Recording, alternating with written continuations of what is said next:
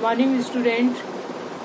आज हम paper 12 inclusive education का एक इम्पॉर्टेंट टॉपिक पाठ्यक्रम संबंधी अनुकूलन, इस टॉपिक को डिस्कस करेंगे कि पाठ्यक्रम संबंधी अनुकूलन यानी करिकुलर एकोमोडेशन क्या होती है। अनुकूलन और पाठ्यक्रम और अनुकूलन ये दो शब्द हैं।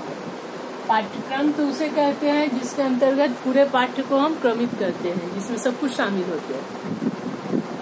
सिलेबस, टॉपिक, कंटेंट, जितने भी विद्यालय में होने वाली शिक्षा संबंधी क्रियाएं और न केवल शिक्षा, गैर शिक्षा संबंधी क्रियाएं भी, जिससे बच्चे कुछ सीखते हैं, जानते हैं, समझते हैं, उन सभी क्रियाओं को सम्मिलित रूप से पाठ्यक्रम कहते हैं। और दूसरा टर्म है इसमें अनुकूलन, एकोमोडेशन। अनुकूलन का सामान्य अर्थ होता है सुविधाजनक बनाना, आसान बनाना। तो पाठ्यक्रम अनुकूलन का सम्मिलित रूप से अर्थ हुआ कि पाठ्यक्रम को अनुकूलित करना, सामान्य करना, जिसे कक्षा में उपस्थित सभी बालक, चाहे वो सामान्य हो या विशिष्ट हो, उसे आसानी से ग्रहण कर सके, एडाप्ट कर सके। तो पाठ्यक्रम को जब आसानी से ग्रहण कर सके तो उस तरह के पाठ्यक्रम को या पाठ्यक्रम में उन सारी सुविधाओं को ही पाठ्यक्रम संबंधी अनुकूलन कहते हैं। तो करिकुलर एडाप्टेशन में वे सारी क्रियाएं आ जाएंगी, वे सारी चीजें आ जाएंगे जिसके अंतर्गत हम पाठ्यक्रम को आसान और सिंपल बना सकते हैं। फॉर एग्जाम्पल हम ले सकते हैं कि मान लीजिए बच्चे जो होते हैं उनको हम सिखाते हैं 2 और 3 को आपस में एडिशन करना। तो बहुत सारे जो बच्चे सामान्य होते हैं वो क्या करते हैं, सिंपल हाथ से या मन में ही जोड़कर 2 और 3 जोड़कर क्या कर देते हैं, फाइट कर लेते हैं। कुछ बच्चे ऐसे भी होते हैं जो लेट से सीखते हैं, लेट से समझते हैं, जो विशिष्ट बालक है या मध्यम बालक है, वैसे बालकों के लिए क्या करते हैं, हम एडिशन को सिखाने के लिए और भी जो दूसरे तरीके हैं उसका इस्तेमाल करते हैं। जैसे 2 लरी खींचना, फिर 3 लरी खींचना, फिर उनको आपस में जोड़ना, या अलग अलग तरह के ऑब्जेक्टिव्स उनको दिखाकर 2 और 3 के अंतर को समझाना और आपस में जोड़कर 5 सिखाना। तो दोनों ही सामान्य बालक या विशिष्ट बालक, दोनों को हमने 2 और 3 जोड़कर क्या सिखाया, 5 ही सिखाया, लेकिन तरीका अलग हो गया। तो सामान्य बालक तो आसानी से चीजों को ग्रहण कर लेते हैं, लेकिन जो विशिष्ट बालक होते हैं उन्हें चीजों को ग्रहण करने में, टॉपिक को समझने में, सीखने में अनेक कठिनाइयां होती हैं। तो उन कठिनाइयों को ही आसान करना, जिससे वो पाठ्यक्रम को सामान्य बालकों की तरह ग्रहण कर सके, इस प्रक्रिया को ही कहते हैं अनुकूलन। पाठ्यक्रम में जब हम अनुकूलन करते हैं तो इसको पाठ्यक्रमीय अनुकूलन कहते हैं। जब हम अधिगम में अनुकूलन लाते हैं उसको अधिगम अनुकूलन कहते हैं। शिक्षण में जब हम अनुकूलन का प्रयोग करते हैं तो उसे शैक्षिक अनुकूलन कहते हैं। तो समावेशी शिक्षा, जहाँ पर सामान्य और विशिष्ट बालकों को एक साथ शिक्षा दी जाती है, तो वहाँ पर अनुकूलन का महत्व काफी बढ़ जाता है, क्योंकि बिना अनुकूलन के हम सभी बच्चों को एक साथ शिक्षण कार्य नहीं कर सकते। तो पाठ्यक्रम अनुकूलन विशेष करके विशिष्ट बालकों को सुविधा पहुंचाने के लिए की जाती है। तो समावेशी शिक्षा में पाठ्यक्रम अनुकूलन या करिकुलर एकोमोडेशन का विशेष महत्व है।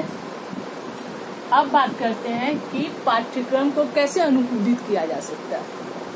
क्या क्या हम स्टेप या प्रोसेस का इस्तेमाल करके पाठ्यक्रम को आसान बना सकते हैं, सुविधाजनक बना सकते हैं, जिससे क्लास में उपस्थित सभी बालक, चाहे वो सामान्य बालक हो या विशिष्ट बालक हो, वो आसानी से पाठ्यक्रम को ग्रहण कर सकें। तो इसके लिए हम आसान बनाने के लिए बहुत सारे विधियां हैं, तरीके हैं। जैसे लचीला पाठ्यक्रम, फ्लेक्सिबल करिकुलर, पाठ्यक्रम को कैसा बना दे, लचीला। लचीला पाठ्यक्रम का अर्थ क्या होता है कि पाठ्यक्रम को ना ज्यादा कठोर बनाया जाए और ना बहुत आसान, ऐसा हो कि आसानी से सभी उसको ग्रहण कर सके। इसके लिए हम पाठ्यक्रम में कई सारी व्यवस्था कर सकते हैं।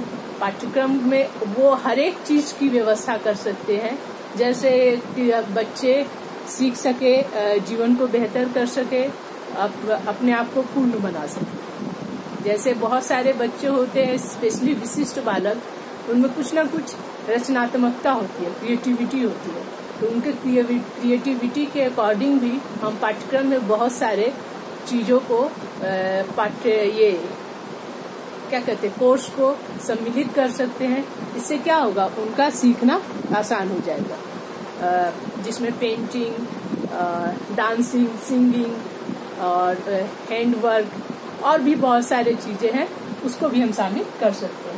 तो पाठ्यक्रम क्या हो, ना ज्यादा कठोर हो और ना ज्यादा बहुत आसान हो, बल्कि लचीला हो, बीच का हो, मॉडरेट हो, ताकि सामान्य बालकों के साथ साथ विशिष्ट बालक भी उसे आसानी से ग्रहण कर सके। दूसरा है सहकारी पाठ्यक्रम, कोऑपरेटिव करिकुलर। कोऑपरेटिव करिकुलर का अर्थ हुआ कि पाठ्यक्रम ऐसा हो जिसमें बालकों के आपस में सहयोग की भावना हो, स्टूडेंट टीचर में भी एक दूसरे को सहयोग की भावना हो, क्योंकि सहयोग के द्वारा और एक्टिविटी के द्वारा हम क्या कर सकते हैं, बच्चों को आसानी से सिखा सकते हैं। तो कक्षा का जो माहौल हो, कक्ष का माहौल वो कैसा होना चाहिए, सहयोगात्मक होनी चाहिए। इससे क्या होता है, पाठ्यक्रम को ग्रहण करने में आसानी होती है। तीसरा है साधारण पाठ्यक्रम, सिंपल करिकुलम। तो पाठ्यक्रम कैसा होना चाहिए, सामान्य होना चाहिए, इजी होना चाहिए, सिंपल होना चाहिए, जिसे सभी बच्चे बहुत आसानी से क्या कर सके, ग्रहण कर सके। इसलिए पाठ्यक्रम को साधारण होना चाहिए, लाइक ना कॉम्प्लिकेटेड होना चाहिए, जिससे सामान्य बालक तो ग्रहण कर पाए, लेकिन विशिष्ट बालकों को ग्रहण करने में क्या हो, काफी कठिनाई। तो इस बात को ध्यान रखते हुए पाठ्यक्रम कैसा होना चाहिए, कोशिश करना चाहिए कि साधारण सा हो, सिंपल हो, इजी हो, ताकि उसे इजीली क्या किया जा सके, एडॉप्ट किया जा सके। नेक्स्ट है शिक्षण सामग्री का प्रयोग, टीचिंग एड्स। समावेशी कक्षा को क्रिएटिव, एट्रैक्टिव बनाने के लिए बहुत जरूरी है कि टीचर पढ़ाने के दौरान ज्यादा से ज्यादा टीचिंग एड का इस्तेमाल कर सके। इससे क्या होता है, टॉपिक को समझने में, ग्रहण करने में क्या होती है, आसानी भी होती है। विशेषकर जो विशिष्ट बालक होते हैं, उन्हें केवल हम शब्दों, सैद्धांतिक रूप से टॉपिक को समझा पाए, ये इतना आसान नहीं होता है। तो विशिष्ट बालकों के लिए ज्यादा जरूरी हो जाता है कि ज्यादा टीचिंग एड का इस्तेमाल किया जाए। जैसे भूगोल की कक्षा में जब हम पृथ्वी के बारे में अध्ययन करें तो ग्लोब का इस्तेमाल कर सकते हैं।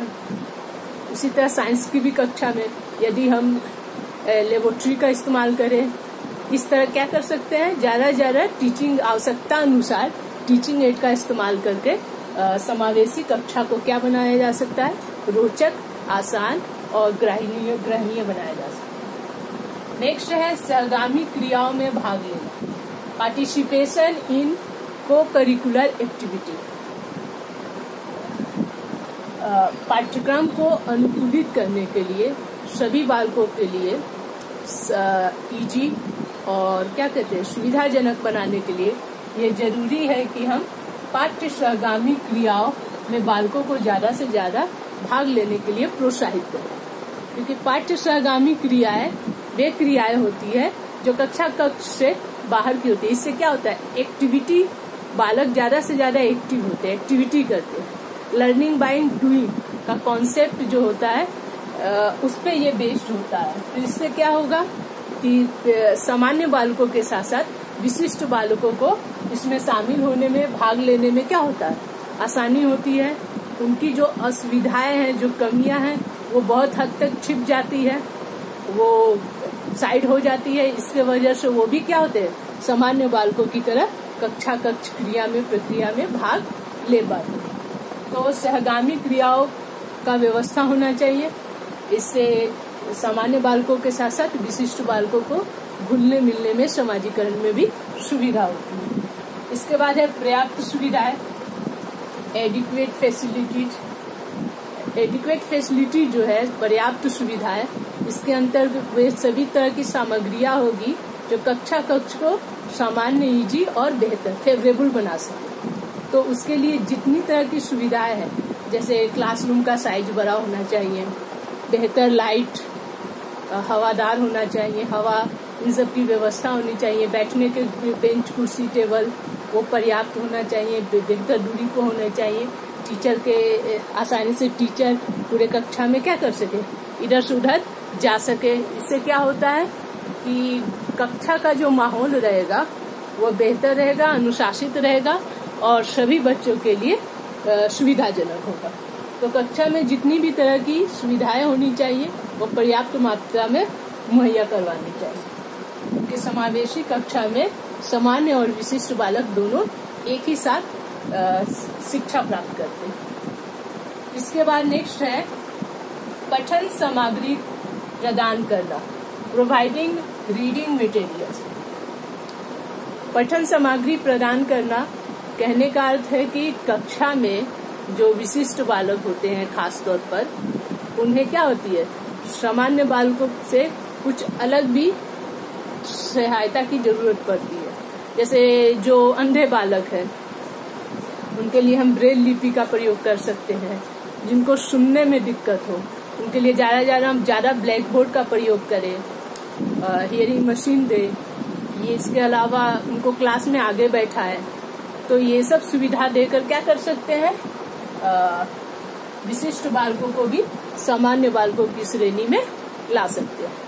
तो पठन सामग्री संबंधी जितनी भी सुविधाएं हैं समावेशी कक्षा में देनी चाहिए। इससे क्या होता है, बच्चों को अनुकूलन करने में आसानी होती है। अंतिम एक है व्यवहार परक पाठ्यक्रम, प्रैक्टिकल करिकुलर। पाठ्यक्रम कैसा हो, व्यवहार परक हो। व्यवहार परक मतलब आसानी से जो ग्रहणीय, व्यवहारिक रूप से जिसे ग्रहण कर सके, क्योंकि कक्षा में सामान्य बालक के साथ साथ विशिष्ट बालक भी होते हैं। तो पाठ्यक्रम ऐसा होना चाहिए कि हमारे आम जीवन से जोड़ता हो। इससे क्या होगा, सामान्य बालक के साथ साथ विशिष्ट बालक को भी इसे ग्रहण करने में क्या होगी, आसानी होगी। तो इस तरह व्यवहार परक पाठ्यक्रम होना चाहिए। तो पाठ्यक्रम संबंधी ये अनुकूलन के तरीके हुए, इनका इस्तेमाल करके हम पाठ्यक्रम को अनुकूलित कर सकते हैं और समावेशी कक्षा को बेहतर ढंग से संचालित कर सकते हैं, और जो विशिष्ट बालक है उनको भी सामान्य बालकों की तरह सामान्य ढंग से शिक्षा ग्रहण करने में मदद मिल सकती है। तो ये रहा पाठ्यक्रम संबंधी अनुकूलन। उम्मीद करती हूँ कि ये टॉपिक आपको समझ में आई होगी, और यदि कोई इस टॉपिक में यदि कुछ ना समझ में आए तो आप लोग कमेंट के माध्यम से पूछिए, ताकि यदि किसी तरह का जो दिक्कत हो, असुविधा हो, उसे मैं दूर करने की कोशिश करूंगी। आज के लिए इतना ही। नेक्स्ट वीडियो में हम नेक्स्ट टॉपिक को डिस्कस करेंगे। Thank you.